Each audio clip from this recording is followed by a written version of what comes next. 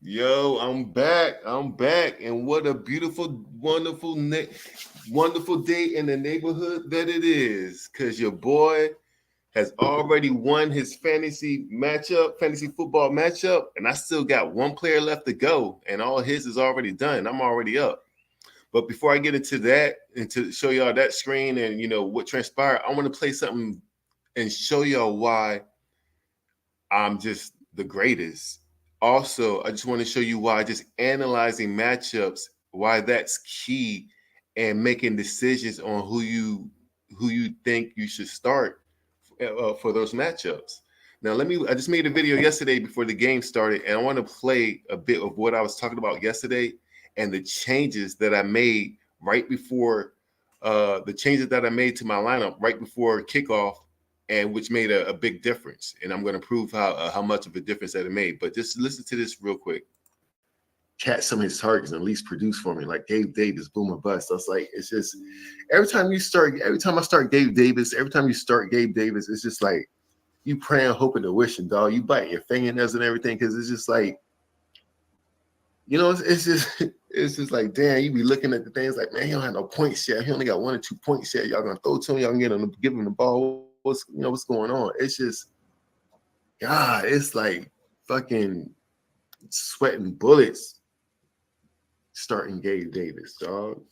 Sweating bullets. It's like if he goes off, and you're happy because he's gonna go off for a big one. But it's like it really happens in a whole season for Gabe Davis. Like out of all 18 games, he'll have 4, maybe 5 big games, and the rest of the season is just mediocre to trash.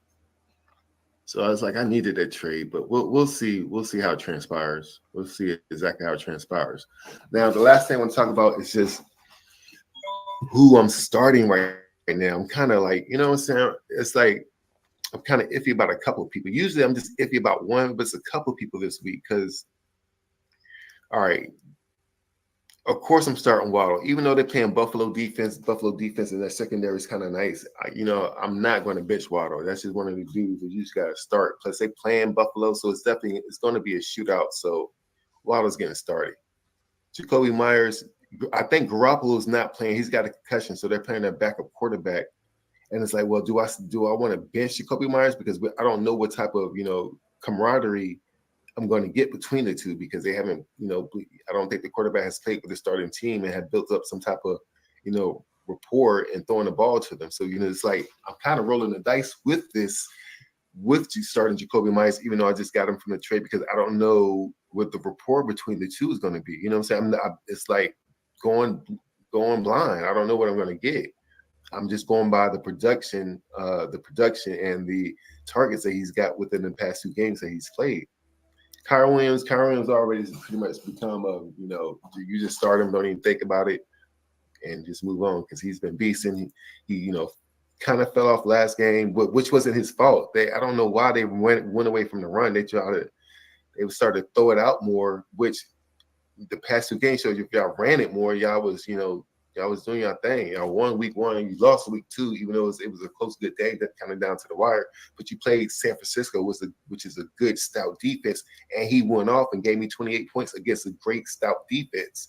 And then when y'all want to get Cincinnati, I just kind of went away from the game plan that you had from week 1 and 2. So I'm hoping they'll see those errors and start to go back to Kyron. All right, so I'm not going to draw it out, but pretty much in a nutshell, I would just break it down right here, pretty much who this lineup that I have right here that I just made this video yesterday. I was breaking down who I was going to start and just the ones I was iffy about starting. But the current people in this lineup right now is the one that I was right before halftime. Right before kickoff, that I was kind of pretty set on starting.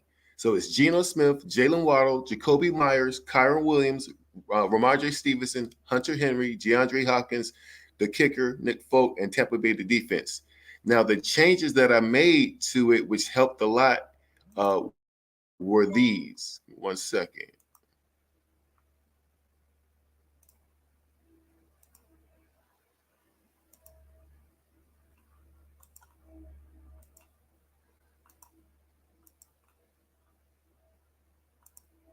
The changes that I made were these. So here's my current matchup. I have Geno Smith, Jalen Waddle, Gabe Davis. Remember, Jacoby Myers was here. And I switched out Ramondre Stevenson and put Joshua Kelly here, even though I was like, man, I ain't want to. Joshua Kelly has been doing shitty the past 2 games without Austin Eckler. It's like, why would I, a fool would only start him because, say he hasn't really been producing with the amount of opportunities that he's been getting. But lo and behold, once I revealed this bench, Jacoby Myers only got me 5.3 points, in which Davis, who I subbed in for him, gave me 15.10 points. So that's pretty much a good, close to almost exactly 10 more points that Gabe Davis got me over Jacoby Myers. And Ramondre Stevenson only got me 6 points versus Joshua Kelly giving me 6.5 points. Of course, it's only a half a point more, but it's still more. You know what I'm saying? So I'm just showing y'all, what great coaching is like and how you have to really look at these matchups and see who will really benefit from the matchup more than the people that you may believe who are your diehard starters. Now, the reason and the decision making of why I chose to bench Jacoby Myers and put in Gabe Davis is because, again, even though Gabe Davis is boom or bust and everything, the past 2 games he did have 2 touchdowns. Now, it's easily someone can say, well, shit, he had 2 touchdowns in the past 2 games. I mean, 2 touchdowns in 2 games that, the last 2 games that he's played. So he could easily not score this game because, that touchdown streak may come to an end. And I would have agreed with that. However, I chose to start Gabe Davis over Jacoby Myers because it was like, if I would have started Jacoby Myers, like I was saying, it would have been like going in blind. We didn't know who this rookie quarterback is. We didn't ever see him play. We don't know how he is with the starting lineup. We don't know the rapport, the chemistry he would have had with any of his receivers. So it's like I would have been a damn fool to start Jacoby Myers when we don't know like how him and the quarterback would have, the camaraderie they would have with each other. They would have any type of chemistry. So I just couldn't take that risk. So I chose to start Gabe Davis over Jacoby Myers, and it worked out wonderfully for me. I chose to bench Ramondre Stevenson only because my homeboy shot me a screenshot that was stating that Ezekiel Elliott was going to be taking starter reps today versus the Dallas Cowboys over Ramondre Stevenson. That was probably like the only reason why I chose to bench Ramondre. And even though it still worked out my favor slightly, but I chose to bench Ramondre Stevenson over that. I'm going to have to keep my tabs on that because I'm thinking like, did they just start Ezekiel Elliott over Ramondre just because it's the homecoming game when he's playing his former team? So they just wanted to showcase him being that, that he was playing the Dallas Cowboys in which he used to play for. So maybe they just wanted to say, hey, we got him now. Look what he's going to do against y'all.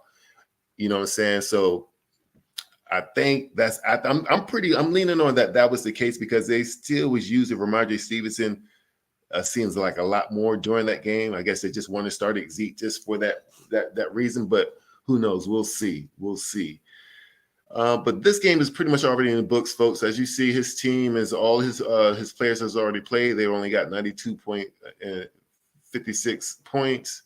I got 104.30, and my quarterback hasn't even played yet. They played tonight, so I can pretty much cruise control, relax. If I would have lost, I'd been mad as hell because you see, dude is 0-3, and I ain't nobody trying to lose to nobody who hasn't won a game yet. So I'll go on to be 3-1. The only thing that I'm pissed about is that Josh Jacobs did go off last night. Well, somewhat. He still only really put up like 50 yards and he had like what was it, 15 attempts and only about 55 yards. But it was the receptions along with the yardage. I mean, he had like 88 receiving yards with 8 receptions, I believe.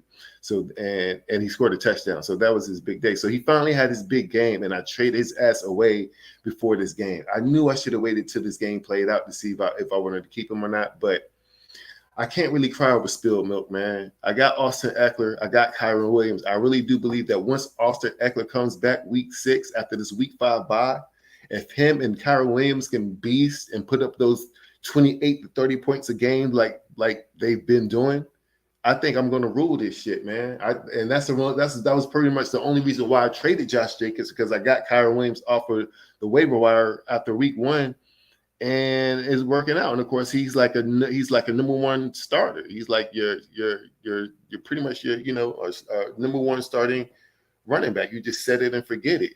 So I just need Austin Eckler to come back as soon as possible, and so I can run this thing. I know I mean, it's without a doubt. I know I'm going to the playoffs. That's without question. I mean, I'm not even worried about that. It's just, once you get into the playoffs, no matter how good your team is, anything can happen. You know what I'm saying? A player can get hurt during the game. It's just, you know what I'm saying? It really is, you'll be shocked by some people who makes it all the way to the Super Bowl. There was a player he had a 6-8 record last season and made it all the way to the Super Bowl. He didn't win the Super Bowl, but he made it to the Super Bowl. So it just shows you how crazy the playoffs can get. Anything can happen in the playoffs. You know what I'm saying? But what else I want to say? What else I want to show? But yeah, that's why my name is Coach Shamir. I call myself Coach because when it comes to actually coaching fantasy football and making key decisions on who to start, who not to start, and I believe that I'm one of the greatest. So after today, they'll update the rankings. I'll go to 3-1. I'll have an extra win. My win rate should go up to at least, I think, about 61 something percent, and which is still a very a very elite status. So just subscribe, man. Follow me on this journey. Like I said, I'm not one of the best. I am the best. I'm the greatest in the world. Until someone can show me a 60% winning percentage record with 2 Super Bowl belts under their wing in a 4-year time span, then ain't nobody doing it like me. And this is the 5th season. You know what I'm saying? So I think my record will go on to be 40 wins and 25 losses. As a matter of fact, let's check that. Let's check that real quick.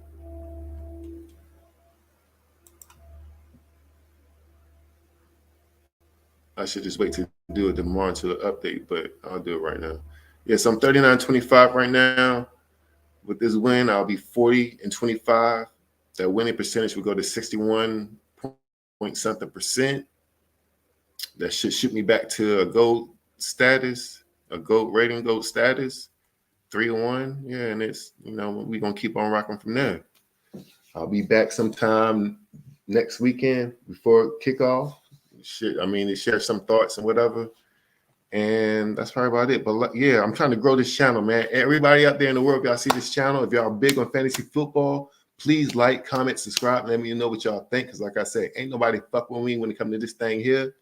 Y'all can come and get some tips on what I feel about lineup. I may share tips about what to do, what not to do, waiver wires and everything like that. But as of right now, I'm going to keep certain things to a minimum because I know certain people are watching, and I maybe keep things to myself as far as my league. But yeah, man, I do this, and I've been doing this for a long time, man. Ain't nobody messing with me, dog. You see it. Y'all see it. 60.9% winning percentage. Like who out there in real life has a better winning percentage with that? You got to have at least four seasons under your belt and 2 winning Super Bowls. I don't think nobody's doing it like me. I'm the best to do it. Like, comment, subscribe. Follow me on this conquest. Follow me to see if I'm gonna make it to the Super Bowl and win that bitch this year. I'm already claiming it, dog. I mean, I can only play and beat the people they put in front of me, and I'll just have to maneuver my lineup each and every week because and the thing is, I'm only averaging 116 points per game. It's like, let me go to the stats real quick. It's people that's averaging like damn near 160. You know what I'm saying? So I'm not even averaging that many points per game. Well, I ain't gonna do that right now. I gotta click on their names and shit. Like this one dude, he's averaging what? 154 points a game.